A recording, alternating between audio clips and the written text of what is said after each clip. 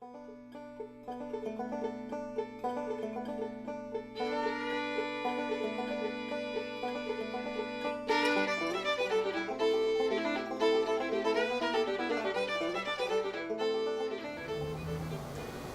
everyone, my name is Jake Jeffers, and on behalf of the Lawrence Brewers Guild, welcome to homebrewing. Homebrewing is an incredibly fun hobby that's a wonderful balance of art and science. You can get started with some fairly basic equipment in your kitchen and grow as much as you want until your garage is completely taken over. Today I'll talk about some of the basics of brewing and show you how to make your first batch of beer. We'll talk about the ingredients, the process, what you'll need to get started. For your first batch, I recommend buying an ingredient kit from your local homebrew shop. These have usually been tested and are reliable starting points. Here are a few of the basic ingredients that you might find in a kit. But first, we have malt. Malt is the soul of beer. It adds loads of flavor, but also adds sugar, most of which the yeast will convert to alcohol and carbon dioxide.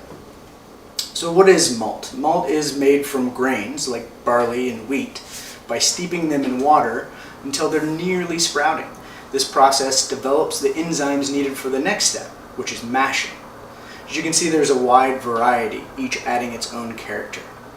Your kit may contain some malt to be used as steeping grains.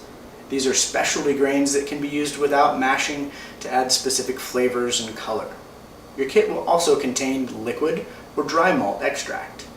It looks like this. This is malt that has already been mashed. The resulting liquid, called wort, is concentrated into this form, allowing you, the brewer, to skip the mashing step. Note this comes in its own varieties that add different flavors and colors. Next we have hops. These are the cone-shaped flowers of the hop plant.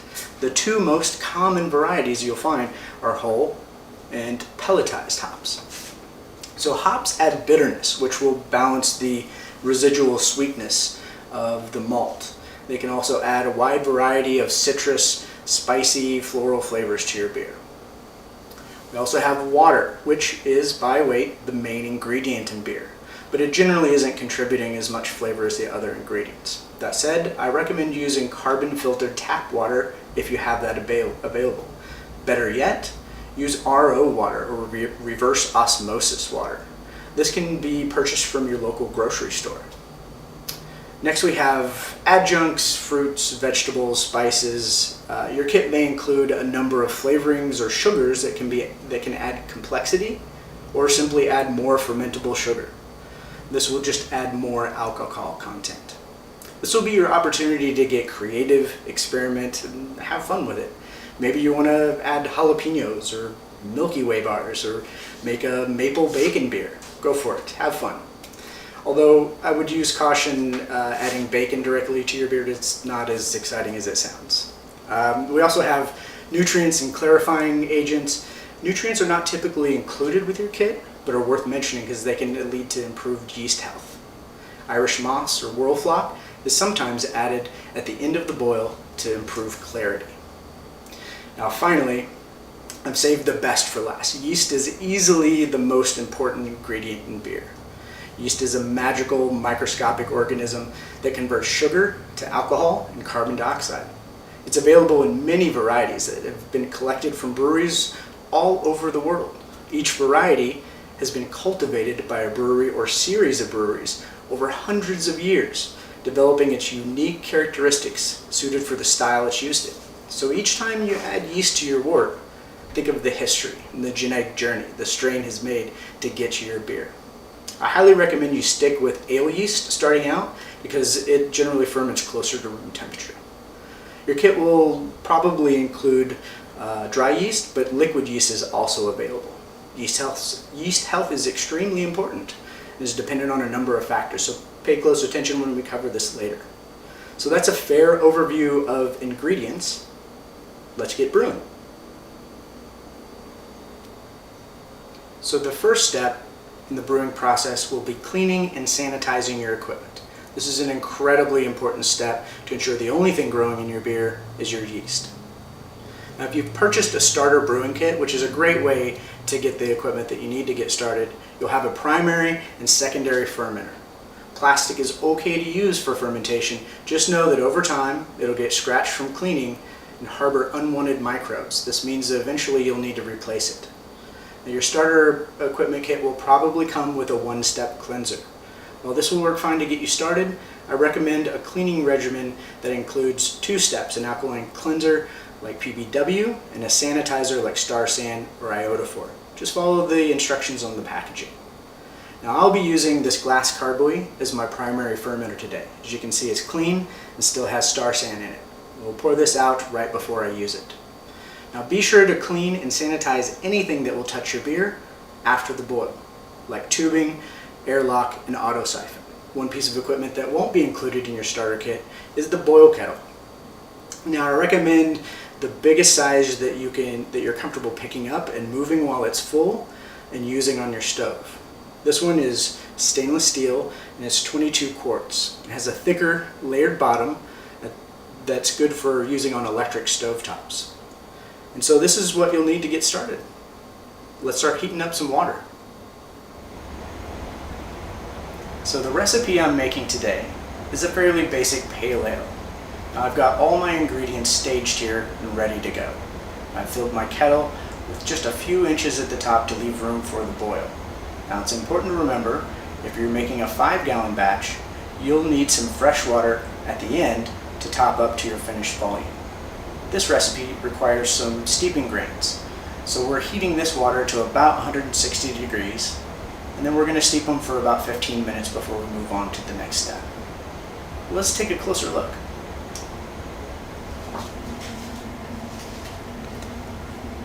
So my water has reached about 160 degrees, so we're ready to add the steeping grains.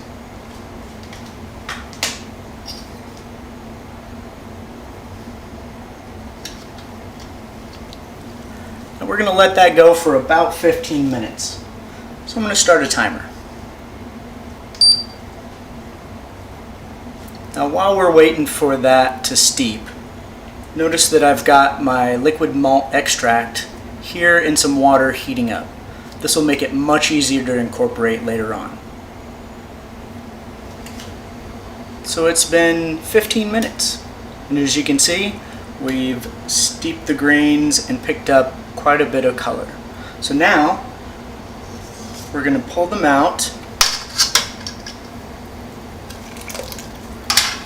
and let them drain back into the kettle. Now I can turn my temperature back up until we hit boiling, and then we'll be ready to add the malt extract.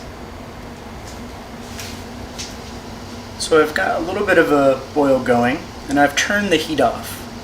And it's important that we turn the heat off before we add the extract so that we don't scorch it on the bottom of the pan. So to help with that, I'm going to pour this in and stir very slowly.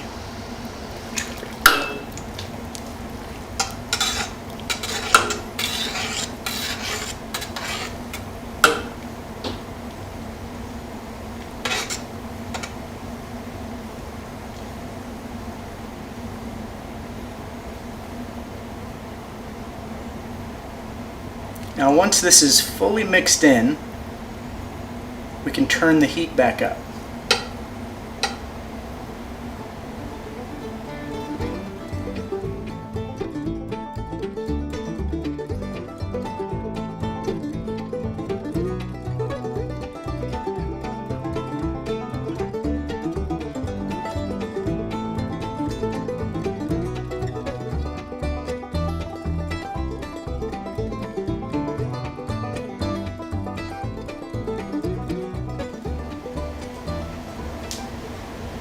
So now our extract is fully mixed in, and we've returned to a boil.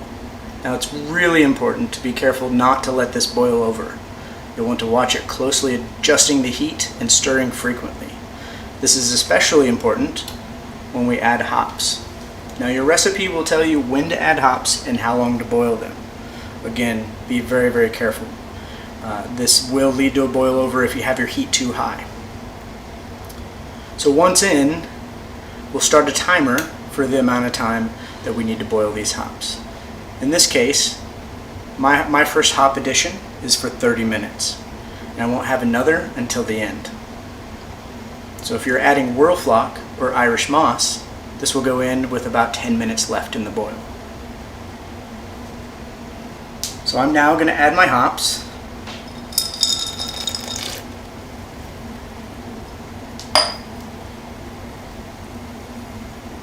We're going to give that a little bit of a stir.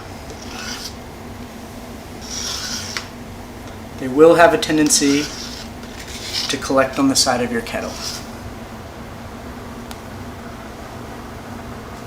Now I'm going to start a timer.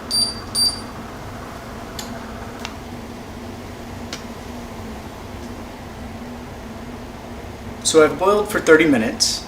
I added my Whirlflock, and now I'm going to turn the heat off and add the last of my hops, and also a little bit of honey. The honey is going to increase the alcohol content and make a beer that finishes just a little bit drier. So here's the last of my hops. I want to stir those in. We're going to stir this for about 5 minutes. This is called the whirlpool. And then next, I'll carry it over to the sink where I've filled it with some water and ice to cool the wort quickly to our fermentation temperature. This will also allow everything to settle out, the solids, so we don't carry this over to our fermenter. So now we're at the chilling step. This may take a little while depending on the volume of wort, ice, and water. It should cool in about half an hour or so. If needed, drain the water and add fresh water and ice. Be careful from here on because the wort is now most vulnerable to contamination from unwanted microbes. Once the wort has been chilled down to your target temperature listed in your recipe, we can transfer to a clean, sanitized fermenter.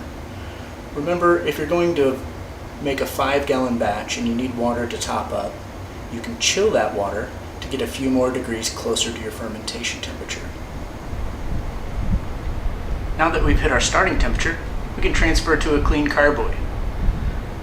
If you still need to bring your wort up to a final volume, wait to measure your gravity until then. Use a sample thief to pull a sample and measure the specific gravity. Specific gravity, or density of the beer, equates to the sugar content. It should be close to what your recipe calls for.